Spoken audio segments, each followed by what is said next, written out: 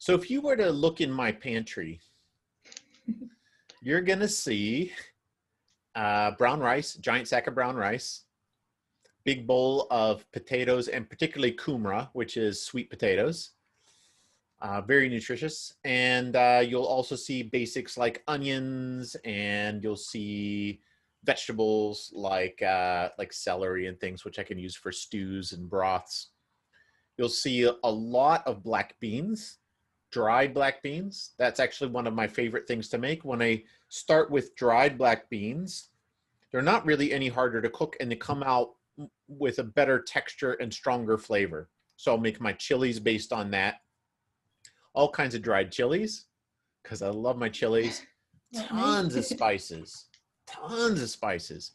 I go hit the Indian spice shops because the spices cost like 1/10 what they do anywhere else. I just buy them in bags, and like I want chili powder, and I want curry powder, and I want turmeric, and I want black pepper, you know, and I walk away with just a giant sack of stuff.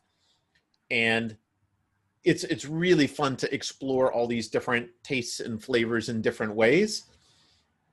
What else do I have in there? Tons of oatmeal, different kinds. I'll have instant, but I'll also have steel cut. Lots of seeds. So right now I've got pumpkin seeds, sunflower seeds, nuts like cashews, pistachios, almonds that I can just mix in different ways, put them onto my breakfast muesli or make a dessert, something like that. I've got things like maple syrup.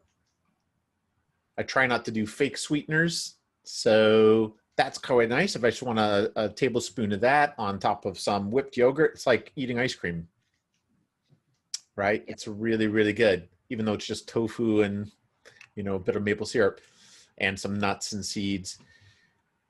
I think that's mostly what I can think of in my cupboard right now. Is yours any different? Definitely don't have the chilies, so we'll start there. No chilies for me. But other than that, it's pretty similar. I tend to lean more towards the canned stuff, just because I find it simple, and again, it's also really cheap. So I always have like a range of different legumes, being it chickpeas, black beans, kidney beans, lentils. Canned tomatoes is a really good one for curries and for salsas and making chili. And then in my freezer, I always keep a couple of bags of mixed vegetables. So if I'm feeling super lazy and I want a quick stir fry, it's just a, you know, block of tofu, bag of vegetable, bit of sauce, and you're done. Tofu's always in the fridge, different sauces, soy sauce, sweet chili, tamarind paste. And then, yeah, again, like the oats, like you, whole variety of nuts and seeds that just get sprinkled on. You know, a lot of my meals often have various nuts and seeds on. Yeah, and then the plant-based milk, for me, I've found a liking to soy milk. I find rice milk and oat milk's a really good one for people who don't like intense flavors. Some people love the almond milks, so just finding a milk that works for you. I've been doing something quite similar there, and trying all different kinds, oat milk, coconut milk, and they're quite nice. And it's nice having that variety on my morning oats. It really changes up the character. But a friend of mine, one of our Brojo guys, Min, mentioned that the way these nut milks are made, you can just make it just as easily by yourself. You can just take a spoonful of peanut butter and a glass of water, and there's your there's your oat pretty milk. much. Yeah. And I'm like, and it's like, it's way cheaper, so much cheaper, right? Ridiculously cheaper. So you highly recommend it. It won't end up that bleachy white color that you get out of a container, but it's exactly what it is. It's just water and you know, ground nut paste. A lot of people, make their own oats is the same. Just blend up a bunch of oats in water, put it through a cheesecloth. You've got it. Almonds the same. Blend them up, mix with water, strain it. Make my own almond milk. Easy, cheap. Nice. Yeah, you reminded me of something else in my pantry that has really become important recently, is cans of light coconut cream. Really, really surprisingly low fat because my diet, my meal plan right now is on a shred, so fat is supremely low. But I can make an incredible Thai curry, guilt-free, with a whole can of that, and it won't come anywhere near my macros for the day. And that's just so nice because it's just so flavorful and so creamy. Same thing for making a vegan butter chicken type of dish. And in my freezer, I absolutely agree. Bags of mixed vegetables. One of my favorites I found here in New Zealand is it's one of those freezer bags. You just pick up the grocery and it's corn kernels, but it's got little chilies mixed in for color. They don't really change the flavor. Don't worry, it's not spicy, but it's gorgeous. And what I'll do is it almost doesn't even count as calories because I try to put it into chronometer. It's like nothing. It doesn't budge at all.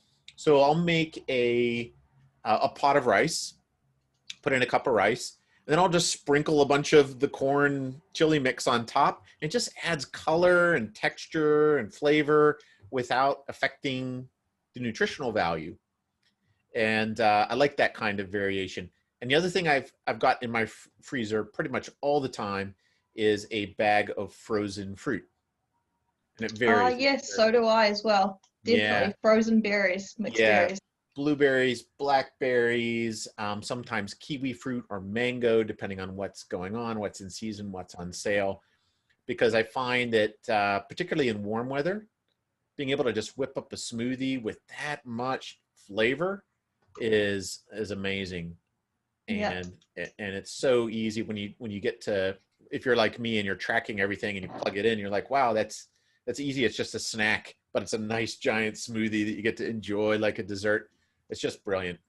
Yeah, the other one for me, I forgot, and I'm trying to get more into a habit because I'm actually really bad at eating this, is a bag of mixed spinach and kale, which I try and just chuck a whole bag into anything I make, any stir fry, any curry, any chili, anything I make, chuck a bag of spinach kale in.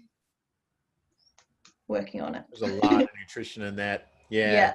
One of my flatmates here mentioned that he buys frozen spinach that comes in these little squares. He said it's brilliant because there's a lot in there. There's that's a lot of spinach that's dense, and you just chuck it in your curry and it just adds a ton of nutrition with and you never have to, it never goes bad in the refrigerator or anything like that. I love things like that because then I don't have to plan in advance. It's just like, what do I feel like today?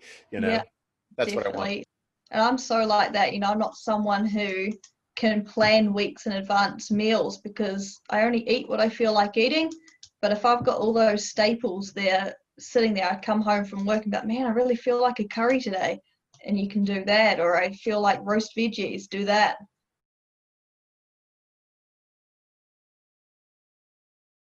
For those of you that aren't familiar with some of these foods, there was a big learning process for me on them. The TVP stands for textured vegetable protein, and it can be based on a lot of different types of vegetables. When you buy it, it's like a dried, I don't know, it looks a bit like bacon bits or something. It's like dried, chunky vegetable matter. And what you do is you can soak it with a little bit of soy sauce or different flavors, chili, and then stir fry it. And it's 100% plant-based, but it's just like mince.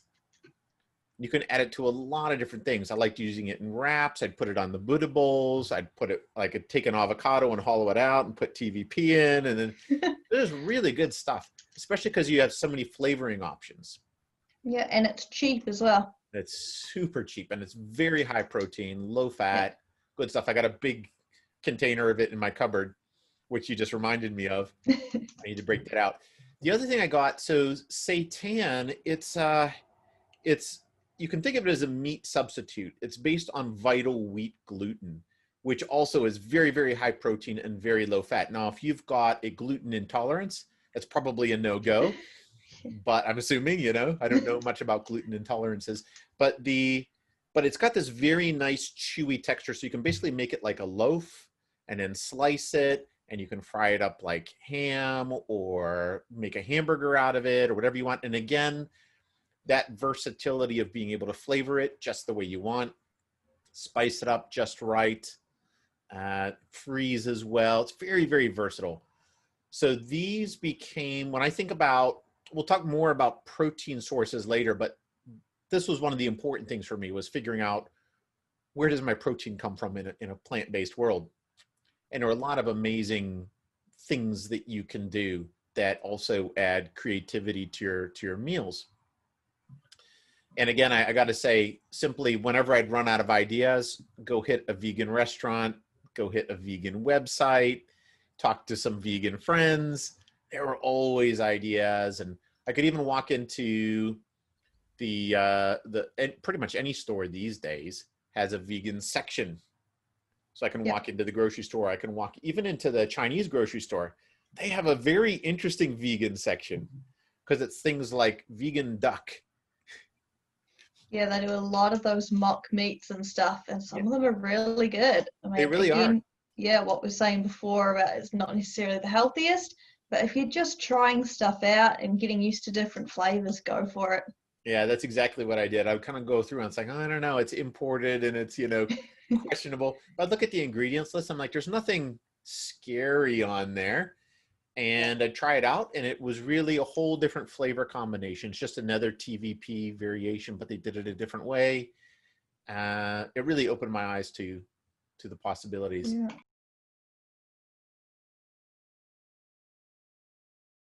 When I look at all these online forums, I see the discussions of people that are just exploring plant-based nutrition. I see a lot of people discussing the adjustment period. And I think that that's something really important that we should talk about. What to expect? I noticed that for me, it was relatively easy. It happened quite quickly, but I did notice some things. So I'll share my experience, which was I'd been going from meat every meal, at least half the meal had to be meat, dairy, lots of cheese, things like that, to cutting it out 100% overnight. So it was a sudden transition. I was going on this 8-week challenge. I just really wanted to answer the question, does my body like this better? Is there a difference in my recovery, my soreness, my nutrition? For me, I was getting a lot of inflammation in my joints from lifting, from really pushing my body, and the inflammation just wasn't going down. I just wanted to know, is there a difference? So I made a catastrophic shift, essentially, in my nutrition. And the reason I joined a program to help me with it was that they had all the recipes and meal ideas, and they had lots of photos that I could work new ideas off of. Since I was going into this completely clueless, I needed some training wheels, right? You guys are lucky because you have Emma to ask questions of. At that time, I was like, I don't know, internet, help me. And it was really nice to just have that support crew that I could ask questions of. What I noticed in terms of the changes to me was, and I think you mentioned this before when we were chatting, was the impact of having so much fiber suddenly in my diet where it hadn't been before. There was definitely a period of adjustment where I felt like my body had to clean out. I mean that very literally, right? For the first 4 to 5 days, the mornings were interesting, right? In terms of like I could feel gas pains some days. I could feel, I never felt like stomach distress, like I was never queasy or anything like that, but definitely a bit of intestinal distress for the first few days. But I'll tell you what, just to be brutally honest, watching those mornings, watching what came out of me, I was like, God, I'm glad that's not in me anymore. I mean, clearly I was not eating enough fiber to maintain a healthy body and environment. And it was really kind of a wake-up call to what the meat-based diet was doing. And I found this really interesting transition because it felt like there's this kind of cleanse period that lasted a few days, and then there was an adjustment period. And the adjustment period was almost like my body was figuring out how to digest fiber. It was like, this is a new thing. What do we do with this?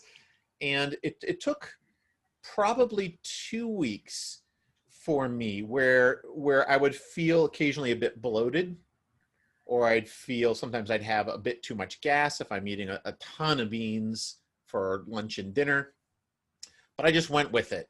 I'm like, I'm just going to see what my body does. It feels fine. It actually feels good, but we'll see if all these things are just transitional or whether I'm going to be stuck with it.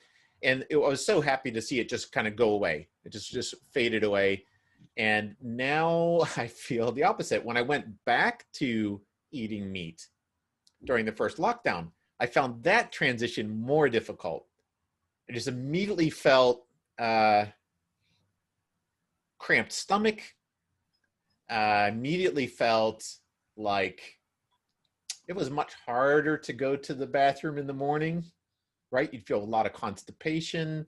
You'd feel a lot more distress in terms of just tension in the stomach and in your body when I reintroduced meat and dairy. And now I'm very, very happy to see that that's gone again. My body went straight back to, yay, it feels good, you know. But that transition was really, really noticeable. So I think it's important for anyone that's preparing to go into this. I don't want you to go in thinking like, hey, all your problems are going to be solved in 24 hours. Be aware that this is a big change for your body. I think, Emma, you were telling me a bit about what's happening in the digestive system during that process. Something about the microbiome has to go through some reprogramming. Can you explain that? Yeah, exactly. So most people know about like probiotics and prebiotics. Probiotics being the good bacteria and prebiotics being the foods that encourage growth of these bacteria.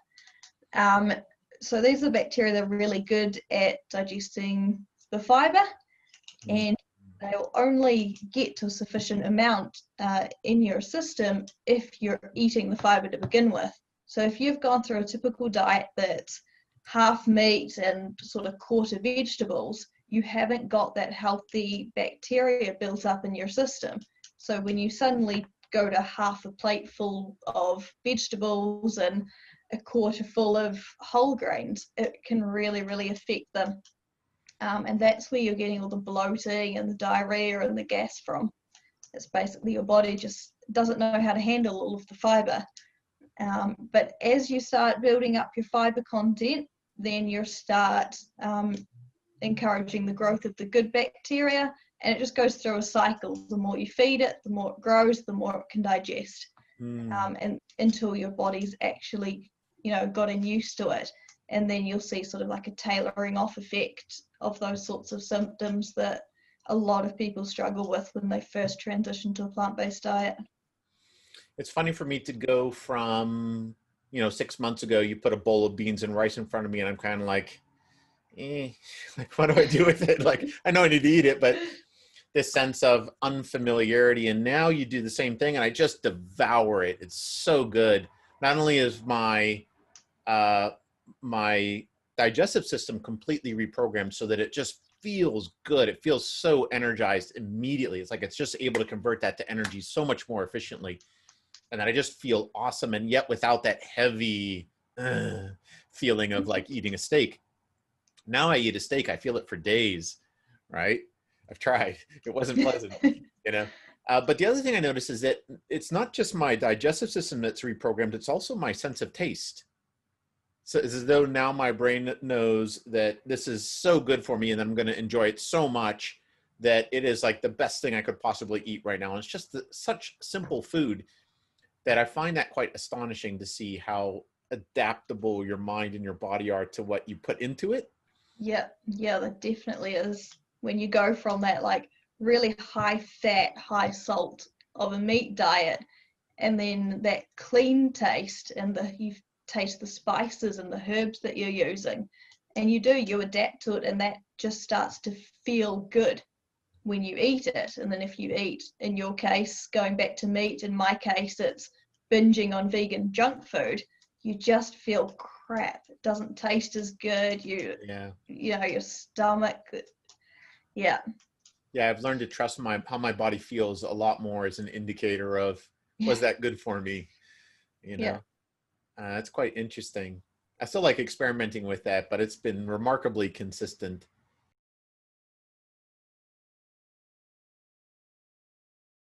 One of the things that stood out to me when I was learning about digestion and its role in nutrition and nutrient absorption that I found really fascinating was that meat protein in particular is very difficult to digest.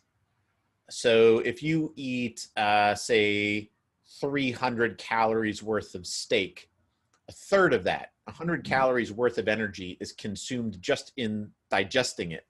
That's how much energy it took for your body to break it down. That is a ton of waste, right?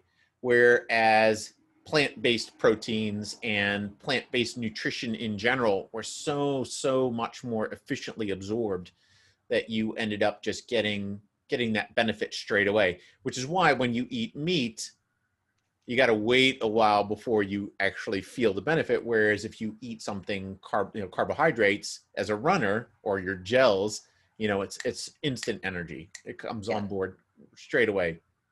I notice now I feel good right after eating. There's no like it used to be. Oh, I remember all the time working in Chicago, you'd go out for lunch, you'd have that chicken Thai curry, your energy would take a dive, and then around 3 or 4 p.m., you're back on the upswing. Now it's just flying high, pretty much nonstop from breakfast through to sleep. And I'm loving that level of energy, that whole sense of up and down. I never would have guessed that was attached to digestion cycles. Yeah, and the other thing it's attached to that's really interesting, I was actually just reading up about this today, is a lot of people associate that with sugar, with blood sugar spikes, but it's actually the meat and the saturated fat that stops the sugar going into your cells, and that's where the blood spike is created. So if you eat high carbs, our bodies are designed to run off glucose. It's their favorite energy source. But if you block that from getting into the cells where they're needed because of a high animal protein, high animal fat diet, that's when you get these blood spikes, and then you get the crash, and then you've got to eat again, and it spikes, and then it crashes again. Wow. Whereas if you just maintain plant-based diet, you just overall stay much more stable, even eating high carb. Wow. You got to send me that. I'm so keen to read up on that. Yeah, definitely. It matches what I've seen. Like, yeah, it matches very well what I've seen. I remember even eating breakfasts that were eggs and meat, and I thought, well, it's easily digested protein. But you know what? The mornings were tough. A lot tougher than they needed to be. And now oatmeal, it's just, I'm just rocking into my day. Like, try to hold me down. You won't be able to.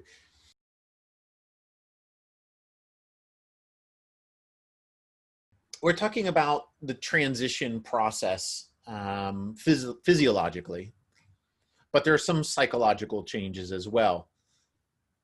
One that really stood out to me was, at first there's learning what to eat, and then learning how to shop differently, and learning how to think about my meal composition differently, and thinking about protein sources differently. There are all sorts of little learning things.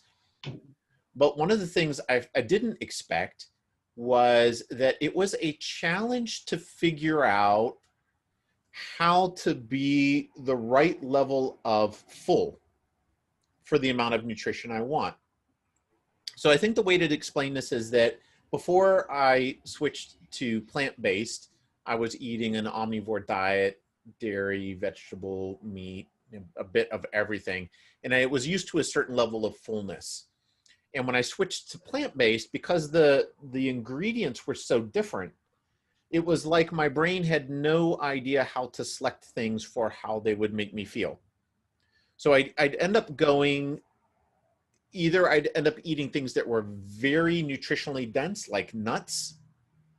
And I'd end up with I'd eat one bag of nuts, and it's like, well, that was my calories for the whole day. I'd look and I'd be like, wow, I can't eat anything else because I've already hit my calories. Or if I went the other route and I'd eat beans and rice and salads, and I had to eat a giant bowl in order to hit my target. And it was really an effort to eat like a giant, like one day, I don't remember what happened, but the meal plan that had been prepared for me included cabbage, and they multiplied it out. It was 2.2 kilograms of cabbage that I had to eat in that one meal. took me the whole day. It was it was a very unpleasant experience. And now I have a much better understanding of what nutrient density means. So I found that there was a period of understanding that I needed to get a sense of which foods contain how much calories and how much nutrition of different kinds. It was really like walking into, the best experience I can compare it to is if you walk into an ethnic grocery and you look at the shelves and you're like, I don't recognize anything. Like I don't actually, like I know it's all food, but I couldn't tell you what to do with it. I couldn't tell you what tasty things I can make out of it. Couldn't tell you what has what nutrition. I couldn't tell you how to balance this out to reach my goals for the day. That's a bit what it felt like. And it kind of surprised me because, I mean, it's not like I haven't eaten vegetables before, but they just never factored so centrally into my diet that they became, that it became so essential to understand their role in nutrition. And I think most people that I talk to online run into this problem at some point too. In Nimai's program, he had two different plans. You're either shredding, so you're losing fat, or you're bulking, so you're trying to gain muscle mass. You're on one of those two plans. And a lot of people would come from an omnivore diet into the program and they'd be on the shred and they still couldn't eat all the meals. And the reason was quite simply, they didn't understand how to craft them in a way that made the volume of food manageable. They didn't understand smoothies. They didn't understand Buddha bowls. They didn't understand, right, how to pack that into a smaller space. And they were just really suffering. They're like, I got halfway through my meals today. It's like, no, you need to change it up a bit. Choose what you're eating. Now, you don't track and measure your nutrition the way that I do. Is that true? Yeah, that is. So I've never really been into measuring. I think for me, I don't have the patience to go through and measure everything out and put it into an app. But what I do is learn about the what you're saying, like the caloric density and the nutrient density of different foods. So I know that if I'm trying to put more muscle on, or if I'm ramping up training, I know which foods I should be eating more of to get those calories. Or vice versa, if I'm trying to cut some weight, I know which foods to sort of scale back on, which is like your nuts and your seeds and your avocados. Or if I'm doing big strength training sessions, what foods are going to give me a higher protein without upping either the fat or the calories too much.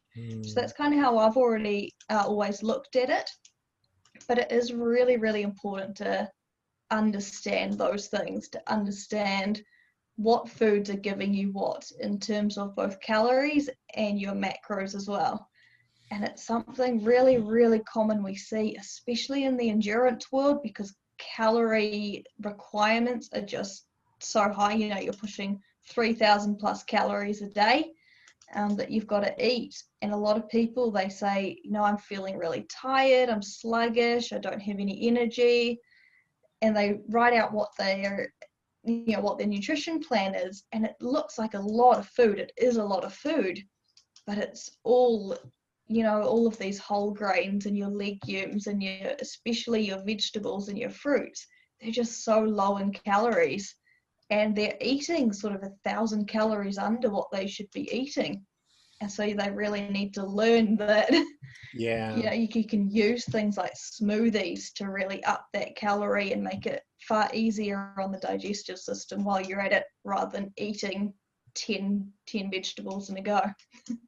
that makes a lot of sense. Yeah, I hear the term intuitive eating a lot, and that's my goal ultimately. I don't want to track forever, but right now I do not have that intuition programmed. So I notice that if I stop tracking, my fat content creeps up, my total calorie count creeps up, and I wouldn't notice it, except of course I notice my progress has slowed and then stopped and then reversed, and I can see that happen. So far, that's the only indicator. But the process that I'm going through now, I use Chronometer, which is like a MyFitnessPal type app on my phone, and I track absolutely everything. But in that process, mostly what I'm getting out of it, I'm getting great progress right now, but I'm also starting to learn, that avocado had a lot of calories in it. I need to be mindful of that. If I was doing this intuitively, I might go for half an avocado for lunch and understand that that's going to be plenty of good fats for one meal, more than enough for one whole meal. So someday I'd love to be able to just put together a meal and not even think about measuring it and weighing it, and Yeah, I definitely did a little bit when I started, because I was new to the sport. I was new to learning just how many calories I needed and learning about my protein requirements and stuff. So I did, probably for the first month, I just put random meals in and start tracking. And I just kind of got that baseline as well, especially when it came to protein intake, of course, for an athlete. But once I got that baseline, then I guess, kept it in the back of my head and then just changed it up as I needed to.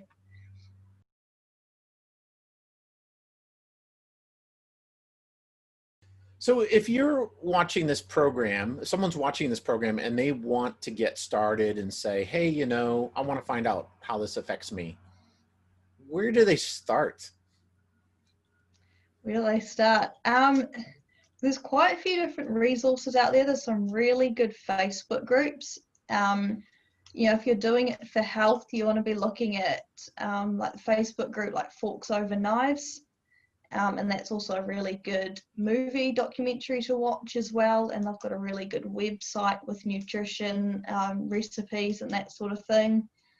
If you know anyone that's vegan, any of your friends, have a chat to them. And obviously I'm here as well. Anyone can ask me anything about it.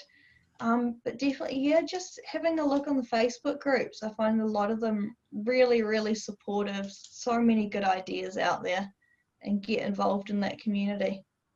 I think this is a great time in history too, because probably even 10 years ago, if you said, hey, I'm exploring not eating meat, I want to see what it's like, you'd have all these vegans jump in with political agendas and have this very, very meat is wrong, meat is murder, and they wouldn't make it easy for you to transition into the vegan lifestyle or even to learn the nutritional aspects of it. They'd be so focused on the concept of morality that they have. But today, I put out, when I started exploring, I'm like, who do I know who is plant-based? And so many friends, including Emma, who really understand that there's a lot of knowledge and there's a lot of science that it's difficult to grapple with, particularly if you've got athletic goals. That adds a whole new level of challenge on top of just the transition process. It's like, I'm transitioning, but I also can't lose the plot in terms of my nutrition, my protein levels, and so on. So I found Facebook to be one of the best resources. There are communities out there like vegan bodybuilding and plant-based nutrition, and the WFPB, Whole Foods Plant-Based Group. Whole Food Plant-Based one's great. 30,000 members. You just throw a question in, how do I make this? And whoosh, recipes and support. And what I love about these groups is I don't see that judgmental aspect. They're really, really encouraging and really supporting. They were in the same place 2 months ago when they first entered the group. So it's a very, very supportive environment. I think that if you just go to Facebook and do a post, say, I'm curious to see how this feels in my body, you'll find 10 friends that you didn't even know were doing plant-based eating. They'll share their whole recipe book with you. It's just such a great place to start. It makes it a journey that you get to do with friends as well, rather than kind of solitary. Yeah, definitely. And you get so many new ideas as well, because you've got so many people, they're from all around the world as well, that the input you get, it's just super helpful. I think there's one called Plant-Based Transitioning Recipes and Support or something like that. They're really good.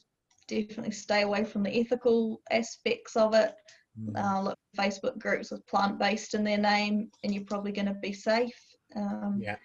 Plant-based endurance athletes is probably the key one that I use. That's full of like podium level Ironman athletes and stuff. So if you're interested in endurance sports, that's a fantastic one for it. And again, they stay out of the vegan ethical stuff. It's all just Well, about it's nutrition. one of the things that I find really funny is that even the groups labeled as vegan have become very non-political. Whereas before I felt like, do I click on that? I feel like I'm joining a cult, you know? Whereas now it's like, no, man, anything that's labeled vegan or plant-based, I have not found, other than the occasional person replying on a comment, Yeah. right? There's always one. there's always one, you know? I mean, in a group of 30,000 people, you'd expect there's going to be a few nutters in there, but in any group. And that's what I'm experiencing is that they're really, really into understanding and sharing and supporting and not judging each other and not oh, you had a can of tuna fish out, you're getting booted, you know. Very, very lovely people. So I really enjoy it. In fact, I've made a lot of friends around the world who would become Facebook friends and chat and share recipes and things, which is just... Yeah, I reckon Facebook's probably the best resource that we've got for people that are transitioning or people that want to learn more. There's so much good information out there. Another great resource I found, I guess depending on where you live in the world, is meetup.com. Because that is, now right now with COVID and lockdown, you're kind of limited, but I used to find in Auckland, so Auckland was fairly small when I first did this with 2 million people, I think. So as world cities go, it's not the biggest. And yet I could find several vegan groups and they were all about teaching you how to cook. For someone who has no idea, how do I make plant-based lasagna? What's that like? But I even like it. And you go with a group of 20 people and you each pay $10 and someone shows you how to do it and you get to make it and make kind of a vegan bechamel sauce and all kinds of things. And it's really fun. You're all drinking wine and chatting and flirting and whatever. You meet lots of cool people. And then you get to eat dinner together and see what it's like. And you walked away with a skill for $10. You can't beat that. It was just, I'd find tons of community type groups like that. And I think especially now, since the Game Changers video came out, the popularity of that type of social activity has just gone through the roof. Yeah, most cities, I reckon, around the world now would have their own Facebook group.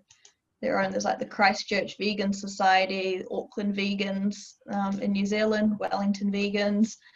And a lot of them are really active as well, organizing meetups. Potlucks I find are fantastic because you just get to try so much and you can speak to the people that made them. You can get recipes from them and ideas. Potlucks are brilliant. Thing I've seen. I didn't get to go to one because they on Meetup, they book out so fast. They had to have limited attendance and just boom, it's booked. You're like, crap, I missed it again, you know? But what they do is it's a potluck. Everybody brings their own dish. They can bring anything they want as long as it's vegan. I think they do divide it up into like snacks, savories, and sweets so that it's not like, you know, one thing for everybody. And then everybody has to post their recipe with the dish. So you just walk up and cool. I like that photo, ka-ching, taking that home, you know? Yeah. Like, brilliant. It's brilliant. And then you can talk to them about tips and cooking technique and specific ingredient swaps. You know, I'm gluten intolerant. What can I do about that? I love those types of situations. And again, you get to build your own circle of friends and community and just have a good time. So I really like that about learning cooking, is that it's such a social activity anyway. Eating's already a social activity, but why go to a restaurant with a bunch of friends where you can cook dinner together and walk away smarter and wiser and meeting new people? It's really, really fun. So I'd encourage that. One other resource that I found really, really valuable for me was finding a kind of a group that allows you to transition, that supports your transition from day zero. So literally, the one that I joined was run by Nimai Delgado, who's an IFBB pro bodybuilder who's been plant-based his whole life, and Bianca, who's also plant-based. So there's a male and a female leading the group and helping people do whole body transformations, but most importantly to transition into plant-based eating. And what was really great about it was that they handle everything. They handle putting together your nutritional plan, your macros, meaning your calories, protein, fats, and carbs that you need to hit your goal of shredding or bulking. And then they'd put together meal plans for you based around what you'd like. And they just had a recipe database. And then they had the workout plan. So it was like a one-stop shop. And because you're with a group, you're not paying one-on-one coaching fees to get that. You're not hiring 10 different coaches. You've just got a whole community there.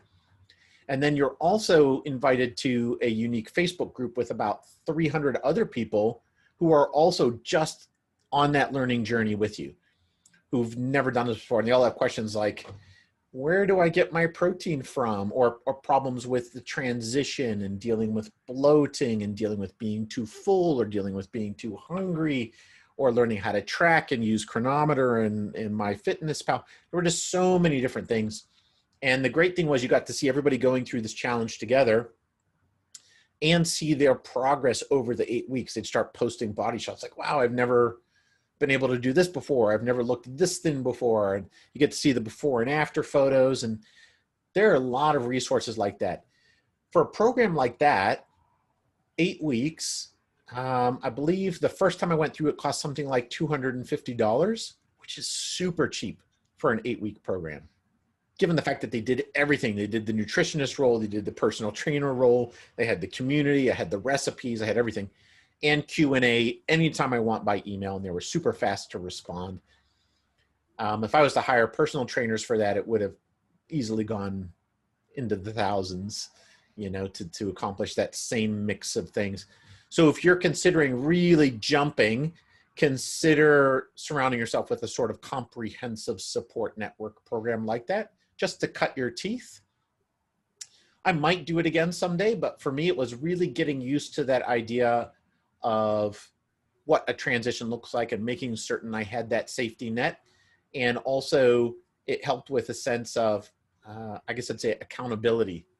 It's like, I'm in this for 8 weeks now, because if I bail, I'm not just disappointing myself, I'm bailing on the program. They'll notice, you know, they'll come after me. How are things going this week? I'm like, oh, you know, whatever. So that was really great. But even within the Brojo community, we've got a bunch of people. We've got the vegan Facebook group alone, where you can post questions, share your challenges, share your victories, ask for recipes. Emma is the best resource ever, which is why we're talking now. She's got so much experience, not just with plant-based eating, but with how to apply it in a sporting context. So make good use of her as a resource as well. Just toss your questions to her directly or into the vegan forum as well.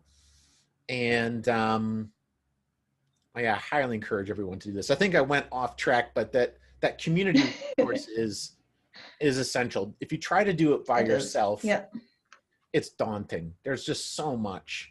There's so much. And then you hit a roadblock and you're like, well, I don't know how to get past this. And next thing you know, you're at McDonald's because you're hungry and it's 11 p.m. And then, yeah, exactly. You got to make it doable, make it achievable. That's it. So there's that old saying, that old African saying, if you want to go fast, go alone. If you want to go far, go together. I like to go together. It's kind of guarantees the journey lasts a lot longer. And I've really, really benefited from that.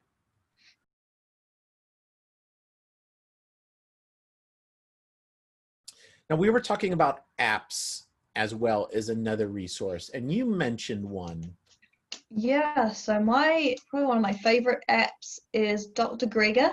So he's one of the most well-known doctors in the field of plant-based nutrition. He's got a really good website, nutritionfacts.org. And he also has this app, and it's called Dr. Greger's Daily Dozen.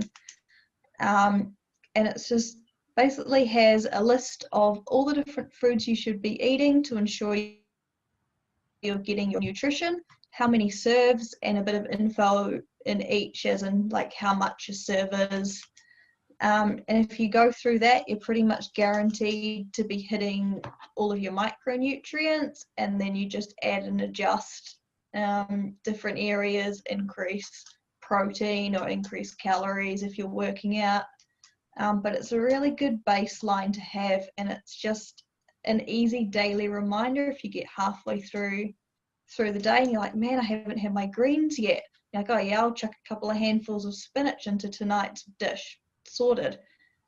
So yeah, it's really easy to use, and I think really helpful for people that are just like, I don't know what I need to eat to get the nutrition that I need.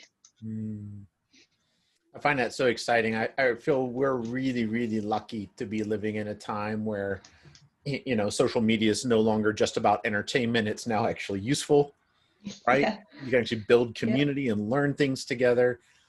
We've got phones that have a powerful computer on them. I've got a quick reference for any kind of nutritional question I've got, no matter where I am. Most of the time I can just scan a barcode and I know exactly what the nutritional composition is per serve. It's so convenient. And so something like this, if I tried to do this 15 years ago, it would have felt nearly impossible. Like, time to go do a 4-year degree just so I can manage my own nutrition. But now it's install an app and commit, and you're yeah. pretty well And there. the other thing it's super helpful for is like we were talking before about what staples we have in our fridge and in our cupboard. If you just open that app, you can just see, oh yeah, I need to get some beans and I need to get some different veggies and I really should have some berries in the freezer. And so it's really helpful for creating your grocery list too. Hmm.